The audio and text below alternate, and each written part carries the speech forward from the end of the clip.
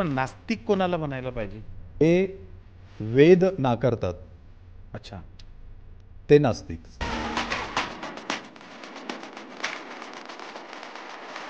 ही तरी एखादी शक्ती सुद्धा अस्तित्वात असते हो. म्हणून यश मिळतं. हे विज्ञान भीतीसारखंच कुतूहलामधून तयार झालं असं म्हणू शकतो आपण. एखाद्या संत किंवा पुरुषाच्या मागे चक्र फिरणारा आहे, हो. कारण त्याच्या शरीरातनं किंवा डोक्यातनं किंवा पिनियल ग्लँड मधून ऊर्जा निर्माण झाली आणि ती आध्यात्मिक ऊर्जा असते असं समजलं जातं. आध्यात्मिकतेमध्ये आणि धार्मिकतेमध्ये काय फरक आहे?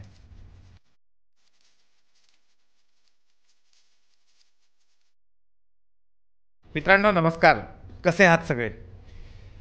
मित्रांनो, आजचा पॉडकास्ट खास आहे, कारण आज गप्पा नाही आहेत, आज भांडण आहे. आज आपल्याला देव आहे की नाही, तर्कनिष्ठ असणं म्हणजे काय, अध्यात्म स्पिरिच्युअलिटी जे आपण म्हणतो, स्पिरिच्युअलिटी काय आहे, आपल्या मूलभूत कर्तव्यांमध्ये वैज्ञानिक दृष्टिकोन असावा असं म्हटलं आहे, पण वैज्ञानिक दृष्टिकोन म्हणजे नेमकं काय आहे. आणि आपण सुरुवात तर अगदी करणार आहे. आपल्या सगळ्यांना प्रश्न पडलेला असतो. आपण एका ओळीमध्ये वाचलेलं असतं की भगतसिंगांनी लिहिलेलं पुस्तक होतं. भगतसिंगांबद्दल आपल्या सगळ्यांना माहीत आहे, मैं नास्तिक क्यों हूँ. आपल्याला त्याच्या पलीकडे काही माहीत नसतं. पण ह्या सगळ्या विषयांवर आज आपण अतिशय जोरदारपणे ह्या सगळ्या गोष्टींविषयी गप्पा करणार आहेत. आज आपल्यासोबत डॉक्टर प्रदीप पाटील सर आहेत. सर नमस्कार. नमस्कार सर. आपण सुरुवातच भगतसिंगांपासून करू. हो हो यस. मी जेव्हा पहिल्यांदा वाचलं होतं, मी नंतर बरंच शोधायचा प्रयत्न केला, पण मला जास्त काही कुठं मिळालं नाही. मैं नास्तिक क्यों हूँ म्हणजे भगतसिंग हे क्रांतिकारी, आता आपल्या सगळ्यांना सगळं माहीत आहे. हो. पण ही जी ओळ होती त्याच्याविषयी काहीच माहीत नव्हतं. हो. तर ते नेमकं प्रकरण काय होतं, त्या पुस्तकात काय होतं, आणि भगतसिंगांबद्दलची या अँगलची माहिती आम्हाला तुमच्याकडून ऐकायला आवडेल. खरं तर तसं पाहिलं तर भगतसिंगांचा जो काळ होता, हो, त्या काळामध्ये हिंदू मुस्लिम हा वाद मोठ्या प्रमाणावर निर्माण झालेला होता. हो, म्हणजे भारताची फाळणी झाली त्यानंतर हो, भगतसिंगांनी स्वातंत्र्य संग्रामामध्ये उडी घेतली हो, आणि त्यांनी थेटपणे अशी मतं मांडायला सुरुवात केली की भारताचं स्वातंत्र्य हे कशामुळे मिळू शकतं. अच्छा. आणि ते मिळत असताना त्यांना एक अडचण जाणवली. बरं. आणि त्यांचे अनेक त्यांच्या सहकाऱ्यांशी त्या बाबतीत मतभेद पण झाले. त्यांचं असं म्हणणं होतं की वैज्ञानिक दृष्टिकोन हा जोपर्यंत आपल्या देशामध्ये रुजणार नाही, हो, तोपर्यंत या देशामध्ये जो खराखुरा हवा असणारा समाजवाद हो, किंवा संविधानाला अभिप्रेत असलेली मूल्य आपण म्हणू, हो, जी नंतर आपण त्यामध्ये समाविष्ट केली, हो, ती खरी खरी गोष्ट उतरणार नाही आहे म्हणजे या देशामध्ये. बरोबर. आणि त्याचं मत आजसुद्धा खरं ठरताना दिसतं आहे. अच्छा. कारण आज तुम्ही जर पाहिलं तर नास्तिक असणं हो, ही गोष्ट फारच धोक्याची समजली जाते. बरोबर आहे. भगतसिंगांनी त्या काळामध्ये तो नास्तिकवाद त्यांनी मांडला हो, आणि तो पेरायचा प्रयत्न केला. भगतसिंगांनी हसत हसत मृत्यूला स्वीकारलं. हो, हे बळ आलं कुठनं? भगतसिंग असं म्हणतो की हे बळ हो, मी स्वतःच्या मनाच्या सामर्थ्यातनं मी विकसित केलेलं आहे. याला मला कोणाची गरज नाही आहे.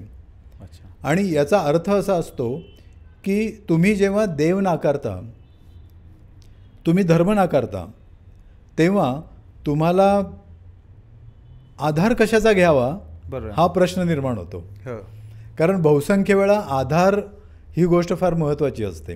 बरोबर. म्हणजे साध्या साध्या गोष्टीमध्ये आपण बघतो हो, की परीक्षेला मला मार्क चांगले मिळावेत हो, म्हणून मी काहीतरी मग अंगारा किंवा तावीज किंवा बरोबर आहे. काहीतरी देवाला नवस बोलणं, हो, ह्या सगळ्या गोष्टी केल्या जातात. हो, आणि या आधारे आपण असं करायला सुरुवात करतो की चला यातनं आपण तरू आणि हो, पुढे जाऊन आपण काहीतरी मिळवू. हो, पण भगतसिंगाचं असं मत होतं की ते एक मनोविश्लेषण होतं त्याचं, की जेव्हा तुम्ही हे सर्व बाह्य स्वरूपाचे आधार नाकारता, हो, तेव्हा तुम्हाला तुमच्यातले दोष हे दिसायला लागतात हो. आणि ते सुधारण्याची तुम्हाला एक संधी उपलब्ध होते. अच्छा. आणि ती तुम्ही वापरायला पाहिजे. त्याच्या नास्तिकतेचा विचार हो. हा त्या अर्थाने पुढे होता. म्हणजे त्याला असं म्हणायचं होतं की देव नाकारणं ही गोष्ट सोपी नाही आहे, ती खूप अवघड आहे. बरोबर आहे. कारण कोणीही देव नाकारून पहा किती हाल होतील त्याचे. हो हो हां, पण मी देव नाकारून मी या ठिकाणी स्वातंत्र्य समरात हो मी व्यवस्थितरित्या एक सैनिक म्हणून लढू शकतो, याचा अर्थ याचा संबंध मानसिकतेशी आहे. बरोबर आहे. आणि ती मानसिकता ही नास्तिक मानसिकता आहे, जी तुम्हाला पुढे प्रेरणा देते. बरोबर आहे. त्या प्रेरणेतनंच त्यानं ते पुढे असं मग मैं नास्तिक क्यों हूँ हो. याच्यामध्ये त्यांनी लिहिलेलं आहे आणि त्याच्यामध्ये बरेचसे मुद्दे त्यांनी मांडलेले आहेत. सर, भगतसिंगांचं क्रांतिकारक म्हणून आपण सगळं घेतलं. हो पण हा भगतसिंग आपण घेतलाच नाही. हो, त्याचं कारण असं आहे की भगतसिंगांचं जेव्हा क्रांतिकारकत्व हे मोठ्या प्रमाणावर सगळीकडे दाखवण्यात येतं, तर त्यामागची विचारसरणी काय असते हे पण दाखवण्यात येणं गरजेचं आहे. बरोबर आहे. आता तुम्ही इतर क्रांतिकारकांचं बघा. इतर क्रांतिकारक कोणीही घ्या, म्हणजे आपण आता उदाहरणार्थ सावरकर घेऊ, त्यांना क्रांतिकारक म्हटलं जातं. तर हिंदुत्व हे त्याच्या मागे जोडलं जातं आणि त्याचा प्रचार केला जातो. त्या अर्थानं भगतसिंगांचं नास्तिकत्व कुठे दिसत नाही. हा, तेच. म्हणजे जर आपण आत्ताच्या या सगळ्या विचारसरणीचा जर मागोवा घेतला तर दिसून असं येतं की या संस्कृतीमध्ये, भारतीय संस्कृतीमध्ये ज्या धर्माचा पगडा जास्त त्या धर्मानी आपल्याला सोयीनुसार त्या त्या तत्त्वज्ञानांचा वापर केला आणि प्रचार केला. बरोबर. आणि जी तत्त्वज्ञानं आघात करणारी होती त्या तत्त्वज्ञानानं त्यांनी मागं सारलं किंवा ती नष्ट केली. बरोबर आहे. त्यामुळं मग भगतसिंगांचं नास्तिकत्व दिसणं कठीणच आहे, ते दिसणारच नाही. मुळात असं आहे की केवळ भगतसिंगच होते असं नाही, तर त्या काळीसुद्धा अनेक नास्तिक होते आणि अनेक मुस्लिम नास्तिक होते. अच्छा. म्हणजे असं काही नाही आहे की फक्त भगतसिंगच नास्तिक होते, पण त्या परंपरा आपल्या देशामध्ये नष्ट करण्यात आल्या. सर, पण नास्तिक कोणाला म्हणायला पाहिजे? म्हणजे आस्तिक, नास्तिक, म्हणजे मला असं परफेक्ट कधी समजलंच नाही की आस्तिक म्हणजे नेमकं काय, किंवा आस्तिक म्हणजे फक्त देव मानणे एवढाच त्याचा अर्थ आहे का, किंवा नास्तिक म्हणजे देवाला न मानणे एवढाच त्याचा अर्थ आहे का? तसं भारतीय संस्कृतीपुरतं आपण जर बोलायचं ठरवलं तर जे वेद नाकारतात, अच्छा, ते नास्तिक. बरं. आता षडदर्शनं आपण घेऊ हिंदू तत्त्वज्ञानातली, त्यातलं एक दर्शन हे नास्तिक दर्शन आहे. अच्छा. हे कदाचित माहीत नसेल, पण ज्यांनी धर्माचा अभ्यास केला आहे त्यांना ही गोष्ट माहिती असते. सांख्य दर्शन आहे, तर योग दर्शन आहे, तसंच याप्रमाणे नास्तिक दर्शन पण आहे. अच्छा. आणि नास्तिक दर्शनं कोणाला समजलं जातं तर जैन, बौद्ध, आजीवक आणि चार्वाक. अच्छा. ही नास्तिक दर्शनं समजली जातात. बरं. त्या काळामध्ये जे वेदांना नकार देतात, वेदांमध्ये असलेले देव जे आहेत ते नाकारतात, ते लोक नास्तिक समजले जातात. अच्छा. म्हणजे देवाचं अस्तित्व हे पूर्णपणे नाकारणारं असं ते नव्हतं, पूर्णपणे. अच्छा. त्या ठिकाणी काहीतरी शक्ती अस्तित्वात असू शकते याचा जैन आणि बौद्ध संप्रदायामध्ये किंवा त्या धर्मामध्ये, तत्त्वज्ञानामध्ये त्याचा स्वीकार हा कुठेतरी वेगळ्या पद्धतीनं केला गेलेला आहे. बरोबर. म्हणजे बौद्ध तत्त्वज्ञानामध्ये अशी कुठलीच गोष्ट नाही, किंवा जैन तत्त्वज्ञानामध्ये असं म्हटलं जातं की जे काही आहे ते कर्मावर मिळतं आणि श्रमावर तुमच्या मिळतं, तुम्हाला कुठल्या तरी अद्भुत शक्तीकडून तुम्हाला ते मिळणार नाही. म्हणजे याचा अर्थ असा आहे की सामान्य लोक जेव्हा स्वतःच्या कर्तृत्वातनं यश मिळवतात तेव्हा त्याच्या मागे काहीतरी एखादी शक्तीसुद्धा अस्तित्वात असते, म्हणून यश मिळतं, ज्याला आपण शुभ आणि अशुभ, बरोबर, आणि लाभ आणि अलभ्य असं वगैरे जे म्हणतो, तर त्या पद्धतीनं त्याचं विवरण केलं गेलेलं आहे. चार्वाक परंपरा ही अशी परंपरा होती की ज्यांनी केवळ वेद नाकारले नाहीत. अच्छा. त्यांनी देव पण नाकारले आणि धर्म पण नाकारला. बरं. आणि त्यामुळं घडलं असं, म्हणजे त्यांचा आता एक प्रसिद्ध असा एक श्लोकच आहे. अच्छा. यावत जीवेत सुखम जीवेत, ऋणम कृत्वा घृतम पिबेत, भस्मीभूतस्य देहस्य पुनरागमन कुतः. म्हणजे याच जीवनामध्ये मी जे जगेन हो ते जगणं हे मला महत्त्वाचं वाटतं. असं कुठे पुनर्जन्म वगैरे काही नाही आहे. उगाच पुनर्जन्माच्या नादाला लागून तुम्ही आत्ताचं जीवन खराब करू नका, किंवा कुठेतरी स्वर्ग नरक आहे म्हणून तुम्ही आता घाबरून राहू नका, आणि सुखाने जगा. तूप पिणं म्हणजे त्यावेळची चैन असायची, घृतम पिबेत.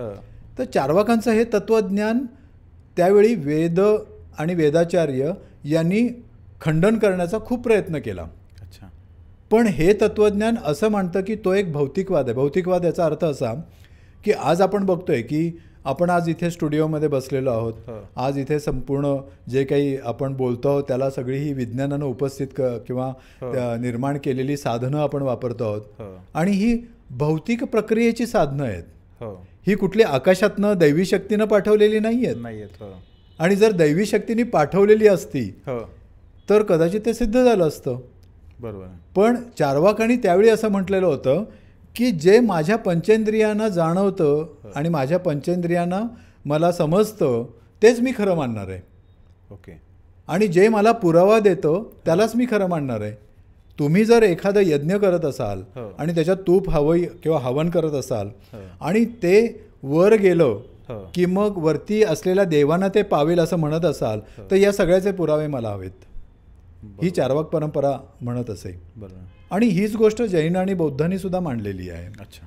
आणि ती आजीवकांनी सुद्धा मांडलेली आहे. बरं. आता म्हणजेच याचा अर्थ देव नाकारणारे पण ते वेदातले देव नाकारणारे असे ती चार्वाक परंपरा जी असेल किंवा आजीवकांची कुठलीही परंपरा जी आपण म्हणतो ती, या परंपरा ज्या वेदातले देव नाकारत होते त्यांना नास्तिक म्हणता येईल.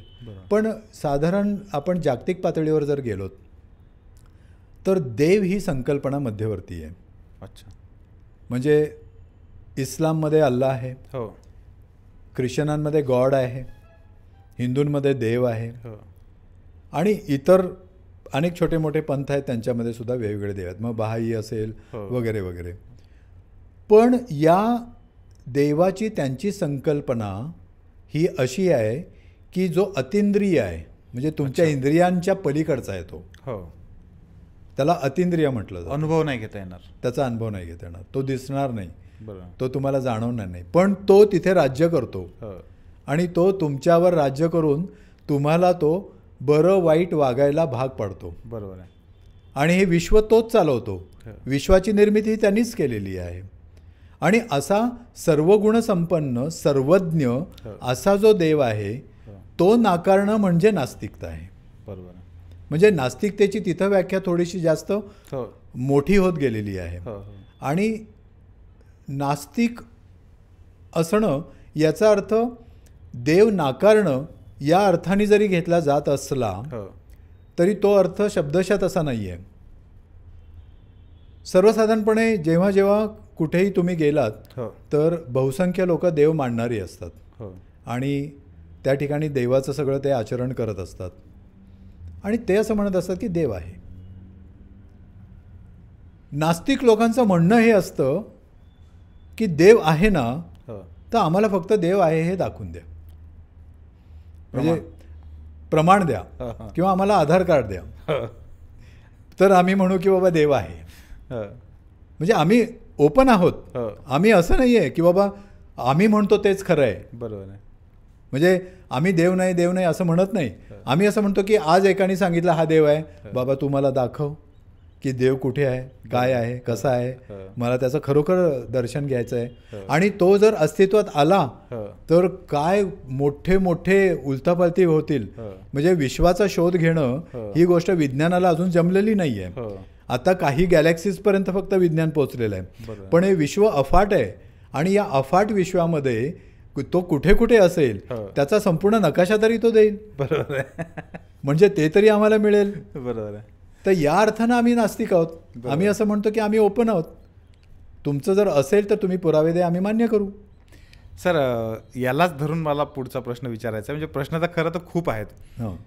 तुम्ही लेखक आहात, मानसोपचार तज्ज्ञ आहात, तुम्ही खूप चांगल्या पद्धतीने हे करता आणि तुमचं पुस्तक पण आहे की माणूस असं का वागतो याचं. तर आपण अनुभव घेऊ शकत नाही हो देवाचं दिसत नाही, हो तुम्ही पाहू शकत नाही, तुम्ही हात लावू शकत नाही, तुम्ही ऐकू शकत नाही, म्हणजे हो. पंचेंद्रियांचा अनुभव आपण घेऊ शकत नाही. हो तरीही बहुसंख्य लोक देव का म्हणजे मानतात, त्याच्यामागे मग काय कारण असेल? ह्याचं उत्तर खूप मोठं आहे. म्हणजे अगदी ते 2 ओळीत वगैरे नाही सांगता येणार. येणार. तुम्ही जर बघितलं तर केवळ भारतापुरतं आपण बोलू, जगात पण तसंच आहे. हो विज्ञानाने कालखंडांची गणना केलेली आहे हो आणि ती कालखंडांची गणना आहे, म्हणजे ब्रॉन्झ युग आहे, हो. अश्मयुग, लोहयुग वगैरे अशी ती गणना केलेली आहे. तेच तर तुम्ही धर्माचं जर बघितलं, हिंदू तत्त्वज्ञानाचं बघितलं, अच्छा तर त्यांची 4 युगं आहेत. अच्छा. चतुर्युग म्हटलं जातं. अच्छा विज्ञानाने जी युगं मांडली त्या युगांचे सगळ्यांचे पुरावे दिलेले आहेत. ओके. म्हणजे ते लोहयुग आहे ना, हो. तर त्यावेळी लोह तिथं सापडलेलं आहे. हां, ताम्र पण सापडलेलं आहे, ताम्रयुग. आर्किओलॉजिकल सर्वे ते सगळं हां, त्याच्या म्हणजे त्या संशोधनात ठिकाणी आलंय ते. संशोधनातनं ते पुरावे आलेले. मिळालेले आहेत आणि पुराव्यासहित मांडलेलं आहे ते. हो तसं चतुर्युगाचे पुरावे काय आहेत तो? हां. म्हणजे पुरावे पाहिजेत ना त्याच्यासाठी. बरोबर आहे. हो. पण बरं, तसे काही- पुरावे काहीच नाही आहेत. हो. पुरावा एकच असतो, धर्मग्रंथात सांगितलंय म्हणून पुरावा. अच्छा. आता सर्व धर्मांच्या बाबतीत हे लागू होतं. हो. तर जर आपण असं बघायला गेलो की मागे मागे, हो तर त्या काळामध्ये जी इव्होल्युशन जे डार्विननं मांडली, हो चार्ल्स डार्विन असं म्हणाला की माणसाची उत्क्रांती होत गेली, त्याच्या अनेक शाखा फुटत गेल्या. तर त्या उत्क्रांतीमध्ये माणूस पदापर्यंत पोहोचत असताना हो. किंवा मानवी अवस्थेपर्यंत येत असताना अनेक संघर्षांचा सामना मानवाला करावा लागलेला आहे, बरोबर. माणूस म्हणून. आणि हा जो संघर्ष करत तो आला इथंपर्यंत, हा संघर्ष हा वेगवेगळ्या हवामानाच्या परिस्थितीमध्ये, हम्म. वेगवेगळ्या उलथापालथीमध्ये हो आणि टिकून राहण्याच्या कसोटीवर हो तो घडत आलेला आहे. अन्यथा आपण इथे आज बसलोच नसतो. बरोबर आहे. आता इथे पुन्हा देवाचा काही संबंध नाही. हो म्हणजे जो सामर्थ्यवान आहे तो टिकला. टिकला. हो कित्येक प्रजाती नष्ट झाल्या, हो मग त्या देवानी नष्ट का केल्या? बरोबर आहे. त्या तर जगायला पाहिजे होत्या. उत्तर काहीच नाही. काहीच नाही आहेत. इव्होल्युशन मात्र त्याचं उत्तर देतं. हो इव्होल्युशन असं म्हणतं की जी प्रजाती या आत्ताच्या परिस्थितीला तोंड देऊ शकत नाही हो ती नष्ट होते. डायनासोर हे त्याचं उदाहरण आहे. बरोबर आहे. म्हणजे जी नष्टता आहे हो ती नष्टता आणि पुनर्जन्म, हो तर याचा एक अर्थ जो विज्ञान काढतं, तर तो विज्ञान पुराव्यासहित काढत असतं. बरोबर. तसं या धार्मिक संकल्पनांच्या बाबतीत म्हणता येत नाही, कधीच म्हणता येणार नाही. हो मग जर असं असेल तर तुम्ही बघा की त्या काळी धर्म, देव या गोष्टीच अस्तित्वात नव्हत्या. अच्छा. कारण साधारणपणे तुम्ही जर मानवांचं एक उत्क्रांती म्हणजे माणूस जो घडत आला हो त्याच्या जर अगोदरच्या काही लाख वर्षापूर्वीच्या काळातला माणूस जर तुम्ही बघितला हो तर तो रानटी अवस्थेमध्ये होता. हो आणि रानटी अवस्थेमध्ये तो जंगलात शिकार करायचा. तो त्या ठिकाणी शाकाहार मांसाहार वगैरे काही भानगड नव्हती. माहीत नव्हतं. हो त्या ठिकाणी प्राणी मारायचे, हो कंदमुळं तोडायची, खायची, हे सगळं चालू होतं. म्हणजे त्या ठिकाणी त्याचं उदरभरण जे होत होतं प्राणीच होता ते प्राणीच्या अवस्थेमध्ये होता. बरोबर आहे. आता मग त्यावेळी देव जर असता तर तो पण प्राणी अवस्थेत होता का, असा प्रश्न पडतो. हम्म. ते तर काही देव मानत नव्हते. बरोबर आहे. त्या ठिकाणी टोटेम, म्हणजे टोटेम याचा अर्थ असा असतो मराठीमध्ये की काही कुलदैवत जी असतात आपण मानतो हो तशी ती कुलकं मानत होते.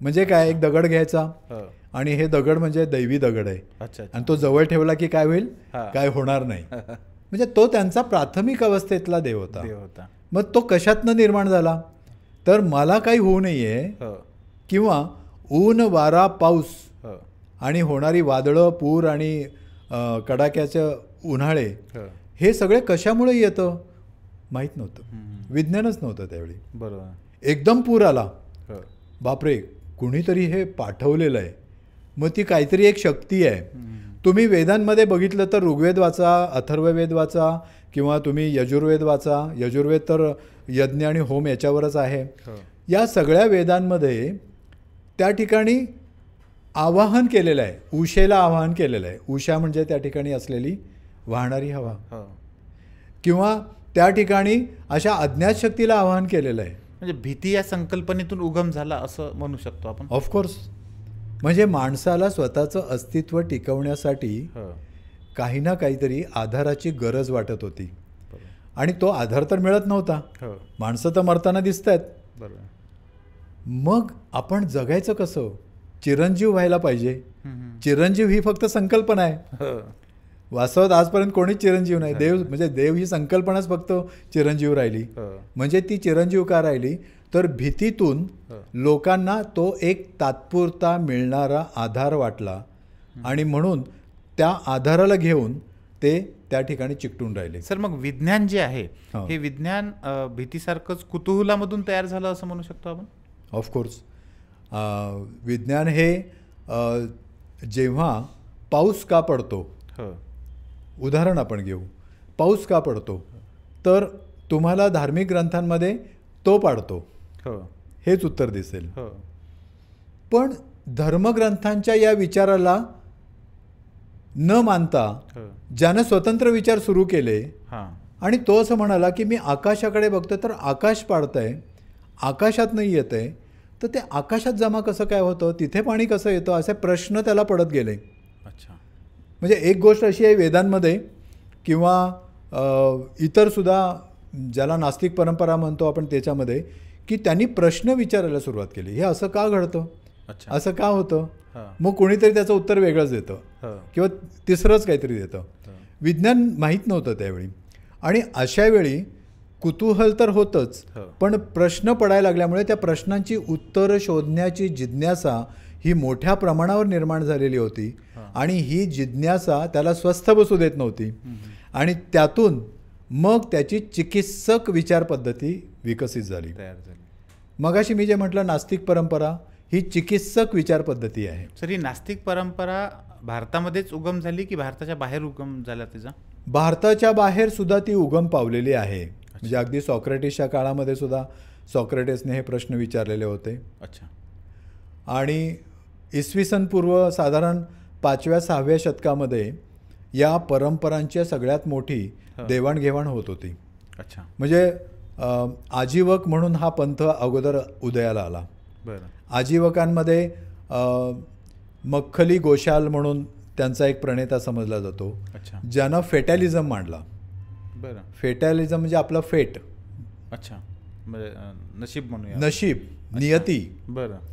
आणि ही जी नियती आहे ही नियती अगदी नक्की केलेली आहे असं त्याचं म्हणणं होतं. ओके. कारण त्याच्या अगोदर वेद होते, आणि वेदांमध्ये असं म्हटलेलं होतं की तुम्ही जे कर्म कराल तसं फळ तुम्हाला मिळणार. अच्छा. वेदांपासून आलेली ही परंपरा आहे. याचं म्हणणं होतं की तसं नाही आहे, तुम्ही कर्म केलं तर तुम्हाला चांगलंच फळ मिळतं असं नाही आहे. अच्छा. आता हा किती क्रांतिकारी विचार होता. आज सुद्धा आपण म्हणू शकतो तुम्ही जर चांगले वागलं तर तुम्हाला चांगलंच म्हणतील, असं काय थोडंच आहे. समाज सुधारण्यासाठी दाभोळकर आणि पानसरे ही मंडळी त्या ठिकाणी झटत होती, त्यांचे खून झाले. म्हणजे चांगलं काम करणारे चांगलेच जगतात. त्यांचं सोडा, आपण रस्त्याने किती नियम पाळून गाडी चालवली तरी कोणी आपल्यावर येऊन आदळणार नाही, सांगता येत काही सांगता येत नाही. म्हणजे ते फेटच झालं ना एक प्रकारे. बरोबर. तो फेटॅलिझम मांडला त्यांनी मख्खली गोशालकांनी. बरं. किंवा पुराण कश्यप आहे, पुराण कश्यपाने त्यांनी नीतीशास्त्र हे धुडकावून लावलं. अच्छा. नीतीभीती काय नाही असं त्याचं म्हणणं होतं. बरं. अहो, लोक प्रॅक्टिकल जगत असताना जेव्हा ते जगायला सुरुवात करतात तेव्हा पोट कसं भरायचं याचा विचार करत असतात. बरोबर आहे. तिथं नीती वगैरे बघत नाहीत. त्याच्यावर वैदिकांनी हल्ला चढवला. अच्छा. हे म्हणाले हा नीतीभ्रष्ट माणूस आहे. अच्छा. पण तो म्हणाला की तुम्ही काय करताय, तुम्ही लोकांना खोटं सांगताय की इथं तू यज्ञ कर, देव पावेल तुला आणि तुझं भलं करेल. हे खोटारडेपण आहे, ही कुठे नीती आहे. अच्छा. ही नीती नाही आहे, अनिती आहे. आणि मग त्यांनी त्या ठिकाणी अनितीवाद मांडला. बरं. म्हणजे त्याच्यानंतर केस कांबली म्हणून आहे. अच्छा. तर केस कांबलीने भौतिकवाद मांडला, जर मगाशी मी म्हटलं चारवाक परंपरेतनं आलं ते, ज्याला लोकायत परंपरा अशी म्हटली जाते. तो असे जे आजीवक परंपरा होत्या त्याच काळामध्ये बुद्ध आणि महावीर पण आले. अच्छा. आणि या आजीवक मतांचा त्यांच्यावर प्रभाव पडला आणि आजीवक आणि बुद्ध आणि महावीर तिघांमध्ये घनघोर तत्वज्ञानावर चर्चा चालायची. बरं. एकमेकांवर तात्विक हल्ले चालायचे बरं. आणि त्याच्यात वेदांना ते कन्सिडरच करत नव्हते, म्हणजे गृहीतच धरत नव्हते म्हणजे त्यांच्या अनुयायांमध्ये. आणि खुद्द या आता मक्खली घोषाल आणि महावीर यांच्यात भगवती सूत्र म्हणून ग्रंथ आहे. बरं. त्याच्यामध्ये महावीर आणि आजीवक हा पुराण कश्यप जो आहे तो आणि मक्खली घोषाल जो आहे यांच्यामध्ये तत्वज्ञानाची घनघोर लढाई झालेली आहे, आमने सामने बसून. बरं. पुराण कश्यप महावीराबरोबर फिरला काही वर्ष. बरं. बुद्धांनी पुराण कश्यप आणि याच्यावर आपल्या मक्खली घोषालकवर त्यांनी हल्ले चढवलेत त्याच्या तत्वज्ञानावर. बरं. म्हणजे इतकी परंपरा ती समृद्ध होती आणि ती विचार परंपरा होती. त्यांनी एकमेकांचे खून नाही केले. त्यांनी तत्व जी आहे ती तत्व ऐकून घेतली आणि मग त्या तत्वज्ञानाचं खंडन करण्यासाठी स्वतःची तत्व मांडली. याच्यातनं ती एक परिपक्व होत जाणारी तत्वज्ञानाची व्यवस्था तयार झालेली होती, डेव्हलप होत गेलेली होती. म्हणजे याचा अर्थ काय की याचा अर्थ असा आहे की नास्तिकता ही काही अशी एका रात्रीत उगम पावलेली गोष्ट नाही आहे. बरं. ती विकसित. सर मग भारतामध्ये ती परंपरा वाढली नाही. हो. पाश्चात्य राष्ट्रांमध्ये आता आपण बघतो त्या बऱ्यापैकी नास्तिकता आहे, अनेक ठिकाणी आहे. भारतामध्ये ही न वाढण्याचं काय कारण असेल मग? जेव्हा आपण असं बघतो की युद्ध होतात, म्हणजे आपल्या इथे तर पूर्वी कोसल राज्य होतं वगैरे वगैरे, जे आता बदललीत नावं सगळी. तर त्या काळी त्यावेळचे वैदिक आणि हिंदू बौद्ध जैन असे राजे होते आणि त्या राजांमध्ये युद्ध चालायची.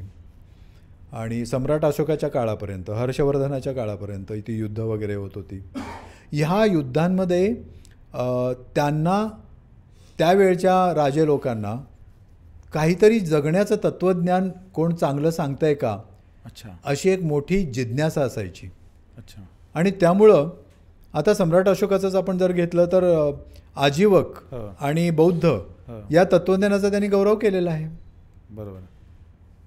म्हणजे याचा अर्थ असा आहे की त्या काळी त्या तत्त्वज्ञानाचा ते पाठपुरावा पण करायचे आणि त्यांना मदत पण करायची.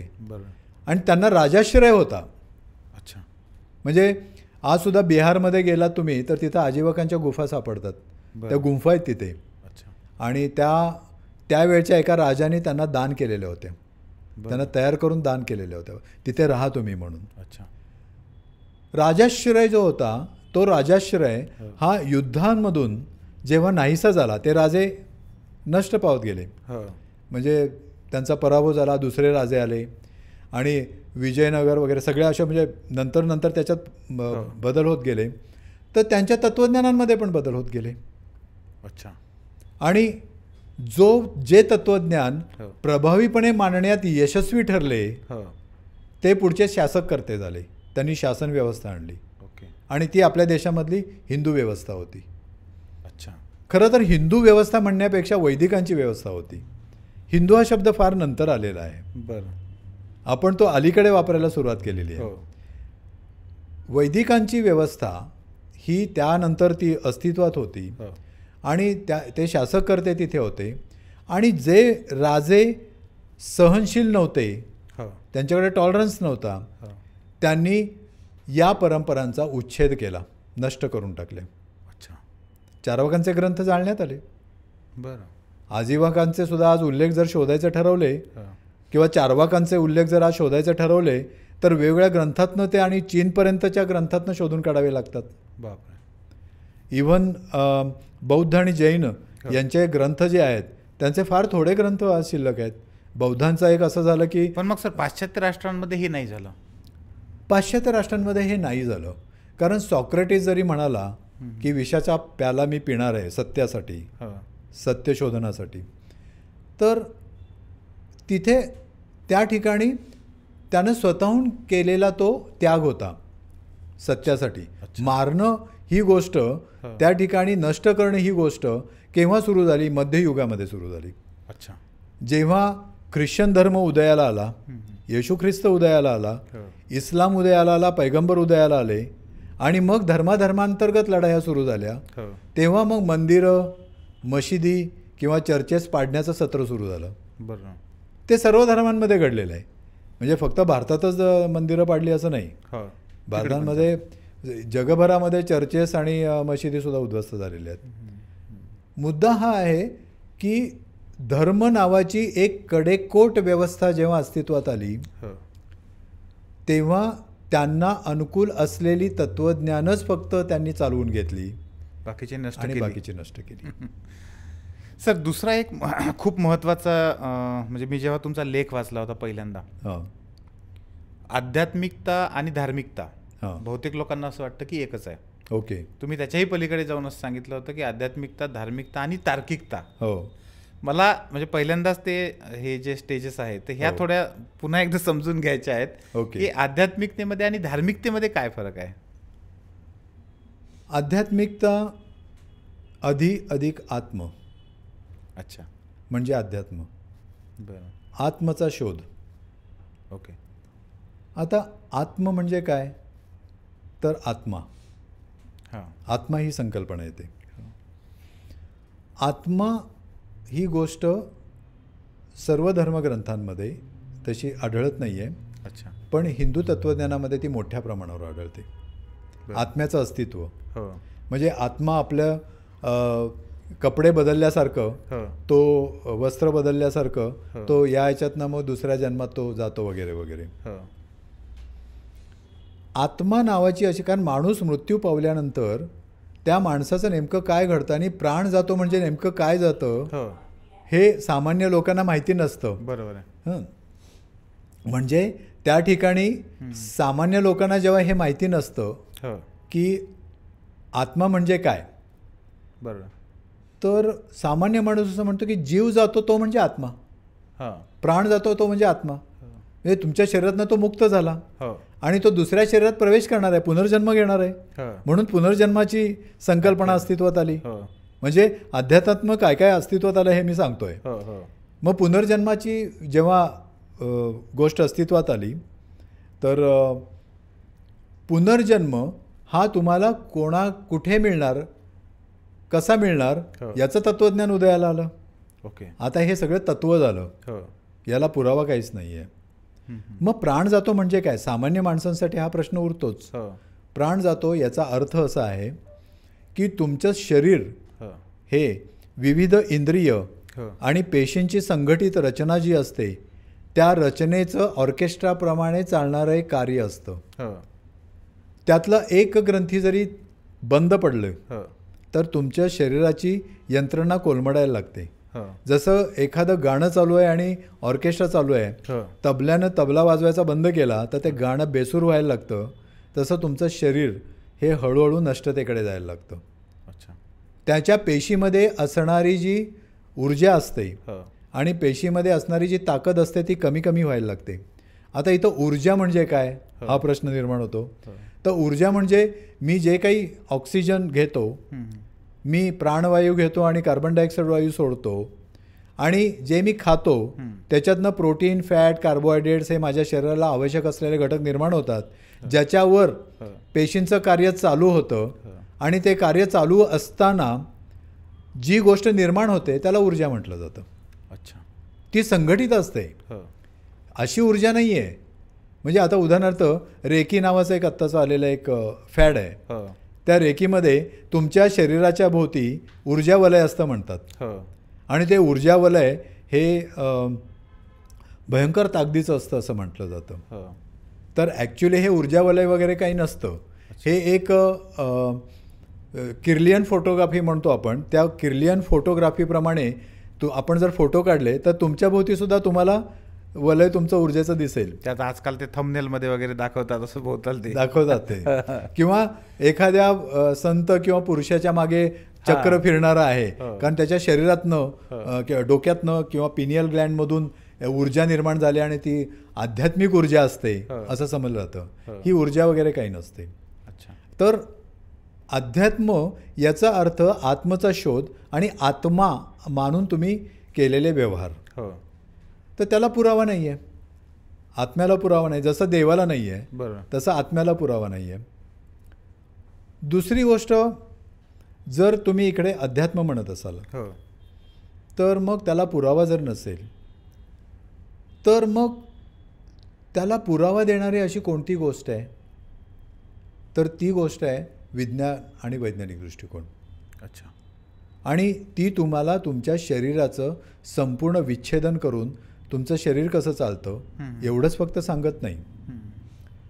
अध्यात्मामध्ये विश्वाचा शोध घेतला जातो हो आणि विश्वामध्ये असं एक काहीतरी तत्व आहे ज्याला अलीकडची पिढी असं म्हणते सुपर नॅचरल पॉवर. हो आणि ही सुपर नॅचरल पॉवर अस्तित्वात आहे असं ती म्हणत असते. हो अशी सुपर नॅचरल पॉवर जर खरोखर अस्तित्वात असेल हो तर त्याचं परिमाण हो किंवा त्याचं एकक, त्याचं मोजमाप हे व्हायला पाहिजे. विज्ञानाने सांगितलं की सुपर नॅचरल पॉवर नाही. अच्छा.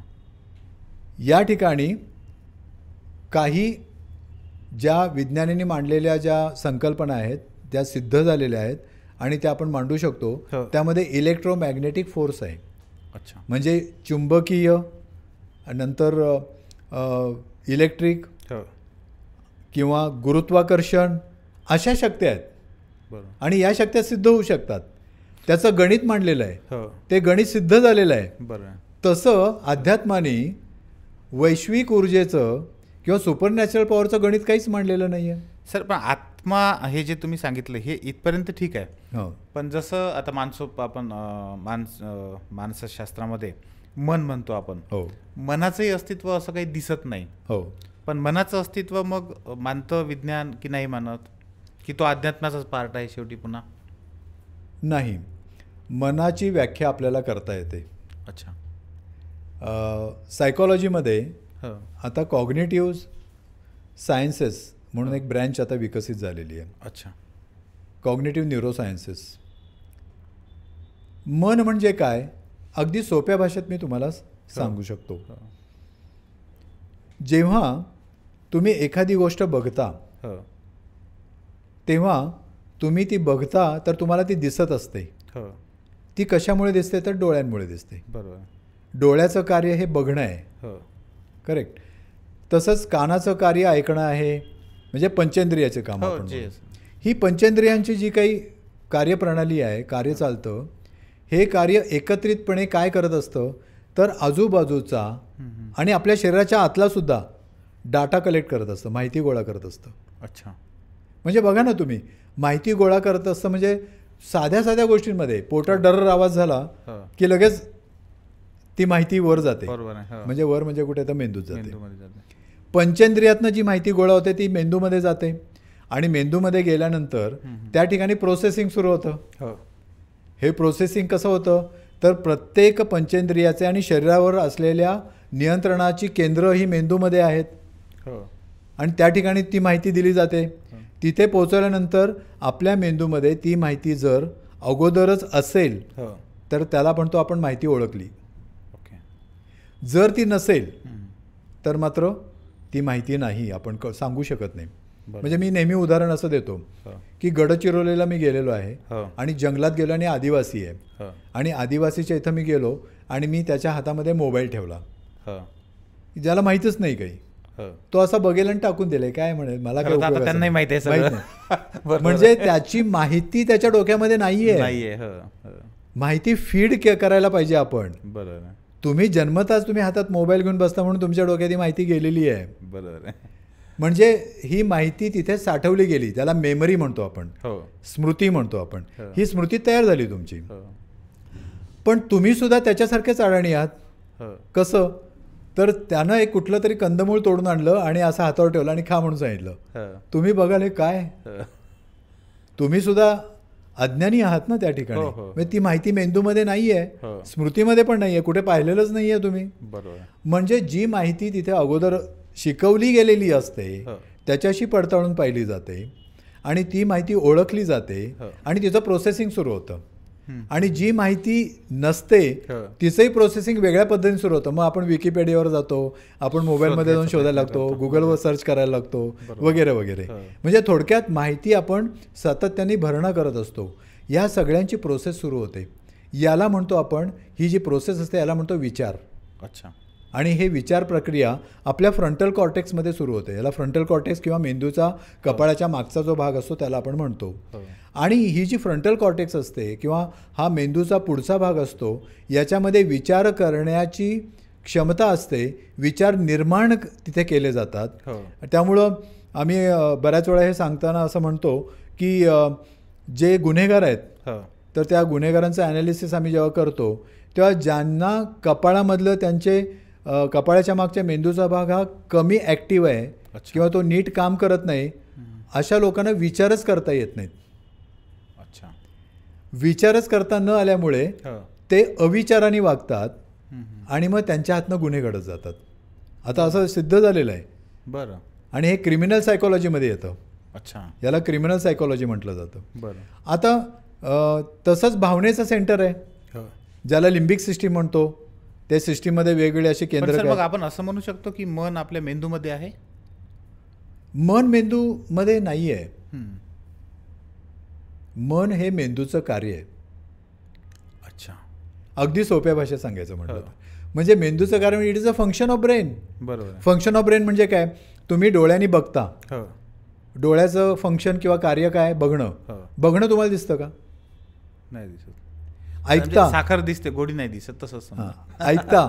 बरं. ऐकणं तुम्हाला दिसतं का? नाही दिसत.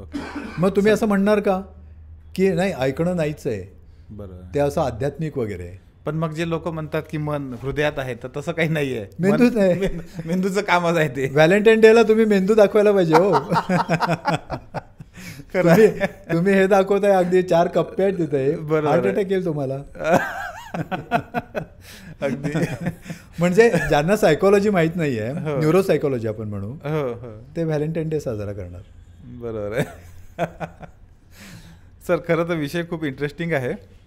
पुढचं एक हे विचारायचं आहे की आपलं जे भारतीय राज्यघटना आहे त्याच्यामधलं जे तत्व आहे 8वं आपलं मूलभूत कर्तव्य, त्याच्यामध्ये त्यांनी वैज्ञानिक दृष्टिकोन असावा, वैज्ञानिक दृष्टिकोन प्रत्येक नागरिकांमध्ये असावा असं म्हटलेलं आहे. हा वैज्ञानिक दृष्टिकोन जेव्हा आपण म्हणतो तेव्हा त्यात काय अभिप्रेत आहे? म्हणजे नेमकं म्हणजे वैज्ञानिक दृष्टिकोन हा अभिप्रेत असताना मग तुम्ही देव मानणारा माणूस वैज्ञानिक दृष्टिकोनामध्ये बसणार नाही का? वैज्ञानिक मला हा प्रश्न का पडला, मी हा खूपदा विचार करायचो की वैज्ञानिक दृष्टिकोन असावा असं आपल्या कर्तव्यामध्ये सांगितलेलं आहे. बरोबर. आणि हे सगळं ठरवणारे सर्वोच्च पातळीवर असलेले आपले सगळे म्हणजे बाकीचे पण आहेत, पण राजकीय नेत्यांचं जर आपण विचारात घेतलं तर 100 पैकी 90 राजकीय नेते हे त्यांच्या अंगठ्यात त्यांचं हे सगळं बघितलं किंवा ते देवाचं जे उदो जेवढ्या प्रमाणात करतात, ते हे कुठेतरी असं वाटायचं की हे क्लॅश होतंय, हे गडबड आहे कुठेतरी. म्हणजे किंवा मग का त्याच्यामध्ये समावेश आहे का, किंवा त्याचा कसा आपल्याला संबंध घालता येईल? मला खूपदा विचार करून पण ते समजलं नाही. आपण आता श्रद्धा, अंधश्रद्धा आणि वैज्ञानिक दृष्टिकोन याच्याकडे वळतो. हो. कारण वैज्ञानिक दृष्टिकोन म्हटलं की मग श्रद्धा येते. हो. श्रद्धेची मी पहिल्यांदा व्याख्या माझी जी आहे ते मी सांगतो. ती कदाचित चूक असू शकेल, पण ती कुणीही करेक्ट करावी असं माझं जाहीर चॅलेंज आहे. अच्छा. श्रद्धा याचा अर्थ मी एखाद्या गोष्टीवर ठेवलेला पक्का न बदलणारा विश्वास. अच्छा. देव आहे ही माझी श्रद्धा आहे. म्हणजे मग देव आहे ही माझी श्रद्धा मी कधी बदलणार नाही. अच्छा. माझी श्रद्धा अगदी पक्की आहे. तुम्ही कितीही हल्ले चढवा, काही सांगा, मी सोडणार नाही. बरं, मग मी असं विचारतो पुढे जाऊन की बाबा तुझ्याकडे असा काही पुरावा आहे का? मला पुराव्याची गरज नाही आहे. अच्छा. मला पुराव्याची गरज नाही आहे, कारण मी मानतो. मी मानतो म्हणून आहे ती श्रद्धा. मग या ठिकाणी पुरावा नाही आहे, ती बिनपुराव्याची झाली, म्हणजे ज्याला कुठलाच असा प्रूफ नाही आहे. तर जर ती बिनपुराव्याची झालेली असेल तर बिनपुराव्याची गोष्ट आपण मानणं म्हणजे ती आंधळ्यासारखं मानणं नाही आहे का? म्हणजे श्रद्धा पण अंधश्रद्धा ठरली हो. बरोबर आहे. म्हणजे तुम्ही श्रद्धा आणि अंधश्रद्धा दोन्ही एकच आहे असं प्रश्नच उरत नाही तिथे. पण असं नाही वाटत तुम्हाला की नीतिशास्त्र किंवा नीती नाही असं किंवा त्या पद्धतीने जर आपण वागायला लागलो हो. तर सगळी समाजव्यवस्थाच कोलमडून पडेल? किंवा किंबहुना मला तर कधी कधी असं वाटतं की ठीक आहे, तुम्ही म्हटलं हे पण बरोबर आहे की देव आणि ह्या संकल्पना जिथं देव आहे किंवा लोक म्हणतात त्या ठिकाणी सुद्धा भ्रष्टाचार आणि सगळे अनितीचे गुण होतात, गोष्टी होतात. हो. पण ह्या गोष्टी जर नाही म्हटलं तर जे सर्वसामान्य लोक आहेत जे हे विज्ञान पूर्णपणे समजू शकत नाही किंवा आता समजत नाही आहेत, हे लोक भरकटून जाऊन समाजव्यवस्था पूर्ण विस्कळीत होऊ शकेल असं वाटत नाही का तुम्हाला? नीतीनं वागायचं, सत्सद विवेकबुद्धीनं वागायचं किंवा चांगलं वागायचं, या ज्या गोष्टी आहेत या लहानपणापासून आपल्यावर बिंबवल्या जात असतात. हो. अगदी शुभंकरोतीपासून सुरुवात करू आपण. हो. ओके. आणि त्या बिंबवल्या जातात आपल्यावर. लाखो करोडो शुभंकरोती म्हणत मोठे झाले. नीतीची संकल्पना रुजली नाही. नीतीची संकल्पना रुजावी म्हणून धर्म निर्माण झाले. त्या धर्मामध्येच अनाचार सुरू झाला. आपल्यापुरतं बोलायचं झालं तर इथे चतुर्वर्ण्य व्यवस्था आली. शूद्रांवर अतिशूद्रांवर अत्याचार झाले. म्हणजे तिथं नीतिमान राहिलं काय? याला एक उत्तर विज्ञानाने दिलेलं आहे. अच्छा. आणि ते पुन्हा विज्ञानाकडेच येतं. बरं. की तुम्ही रॅशनली वागायला पाहिजे. अच्छा.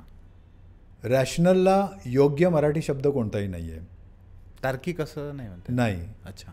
त्याला विवेक हा शब्द त्यातल्या त्यात ढोबळमानाने वापरता येईल. ओके. विवेकाने वागणं. पण विवेक हा शब्दसुद्धा अपुरा आहे. बरं. रॅशनल वागणं म्हणजे काय? तर मी तुमच्याशी आत्ता बोलत बसलेलो आहे इथे. तुम्ही मला प्रश्न विचारत आहात आणि तुमच्या प्रश्नांना मी उत्तरं देत असताना ती उत्तरं मी अशा पद्धतीने देतो आहे की ज्याच्यामध्ये तुम्हाला कुठलीही भावनिक अथवा वैचारिक इजा पोहोचणार नाही. अच्छा. म्हणजे मी त्याचा एक कॉग्निझन्स घेतो आहे. हो. मी त्याचा विचार करतो आहे. आणि हा विचार माझा विचार मांडत असताना सुद्धा मी सुद्धा ओपन आहे की मी जी आता मतं या पॉडकास्टमधून मांडलेली आहेत त्या मतांचं खंडन करायला कोणीही समोर यावं, माझी तयारी आहे. ओपन आहे मी. म्हणजे मी असं दावा करत नाही आहे की मी जी इथं मतं मांडली ती अंतिम आहेत. म्हणजे मग माझं वागणं काय झालं? लिबरल. मी मुक्त विचारांचा झालो. आणि जर मी मुक्त विचारांचा झालो तर मग माझे मुक्त विचार हे जर मी हे करत असेन तर दुसऱ्यांच्या मुक्त विचारांचा सुद्धा मी आदर करतोय की नाही? बरोबर आहे. म्हणजेच मी योग्य वागतोय. त्या ठिकाणी मी त्याला मारून टाकत नाही, त्याला मूर्ख म्हणत नाही, त्याला बिंडोक म्हणत नाही, त्याला वाटेल तसं बोलत नाही, अपशब्द नाही वापरत किंवा मी वाटेल त्या गोष्टी डोक्यात ठेवून त्याच्याशी भांडत बसत नाही. मी व्यवहार करतोय. इंटरपर्सनल रिलेशनशिप किंवा व्यक्तिमधले जे संबंध असतात त्या संबंधांमध्ये व्यक्ती जेव्हा एकमेकांशी नीट वागत नाहीत तेव्हा त्यांनी कसं वागायला पाहिजे? त्यांनी रॅशनल वागायला पाहिजे. अच्छा. रॅशनॅलिटीमध्ये दोन गोष्टी येतात.